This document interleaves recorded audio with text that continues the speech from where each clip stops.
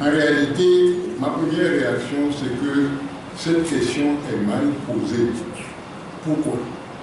Parce que ce qui est en discussion, c'est une proposition de loi introduite par au moins 3 partis. L'ANC, ADI et le CAR. Et quand on nous appelle en négociation, ce n'est pas une négociation entre ceux qui ont introduit la proposition de loi. C'est ceux qui ont introduit face à unir. Donc, si vous nous dites, là, cet après-midi, que UNIR a accepté un troisième mandat, et que nous avons refusé, nous accepterons de discuter. Ce n'est pas le cas, ce n'est pas ce qui s'est passé. La position que vous appelez position médiane est issue des rangs des gens qui ont déposé la proposition de loi. Et si jamais nous acceptions cette position médiane et que les gens d'en face refusent, quelle est notre position? Voilà le fond. Voilà le fond du problème.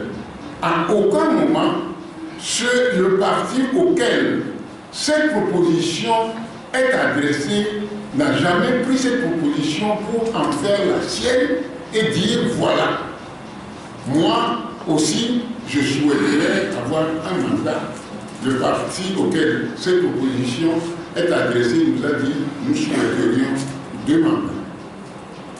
Donc que ça soit clair qu'on ne peut pas nous reprocher de refuser quelque chose qui n'émane pas de la partie avec laquelle nous discutons. Ça vient, disons, ça venait de nos flancs.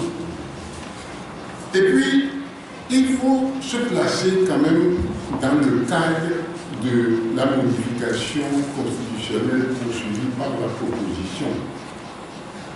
Je crois que ceux que je vois dans la salle ici doivent se souvenir, c'est la première fois qu'en allant à une élection présidentielle, on demande à un parti de l'opposition d'autoriser un autre parti à présenter un candidat.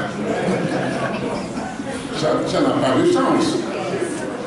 N'est-ce pas? Intéressé par cette élection, celui contre lequel nous allons à cette élection-là, on nous demande de lui donner la possibilité d'aller à cette élection.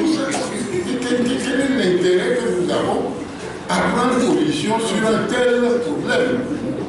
N'est-ce pas? Maintenant, si nous gagnons quelque chose à accorder ça, nous avons un gain politique, nous, en tant qu'ANC, à accorder ça, nous en discuterons pour savoir si ce que nous donnons nous rapporte quelque chose pour nous. Mais dans le cadre de cette réforme, nous poursuivons un bien-être général de tous les Congolais. De tous les Congolais. Cela ne veut pas dire que si nous accordons un mandat nous prenons et nous faisons voter cette réforme-là, c'est nous qui allons gagner les élections. Ça n'a pas de sens. UNIR peut parfaitement gagner les élections.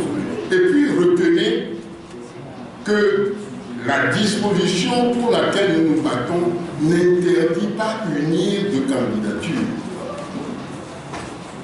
À aucun moment, aucun membre d'UNIR n'est interdit de candidature si cette personne remplit les conditions de la loi. Et finalement, c'est ce que M. Bruce vous a dit tout à l'heure, au fond, si nous donnons cette candidature, que la Cour constitutionnelle la refuse, ou si nous la refusons, que la Cour constitutionnelle l'accepte, quelle est notre position? Nous avons des institutions qui ont des missions bien déterminées. La Cour constitutionnelle valide ou rejette les candidatures. En l'état actuel des discussions parlementaires, nous disons qu'il appartient à la Cour constitutionnelle de dire qui remplit les conditions pour être candidat à l'élection présidentielle. Donc, ne nous reprochez pas quelque chose qui ne nous a pas intéressés parce que ne venant pas de celui qui devrait présenter cette demande.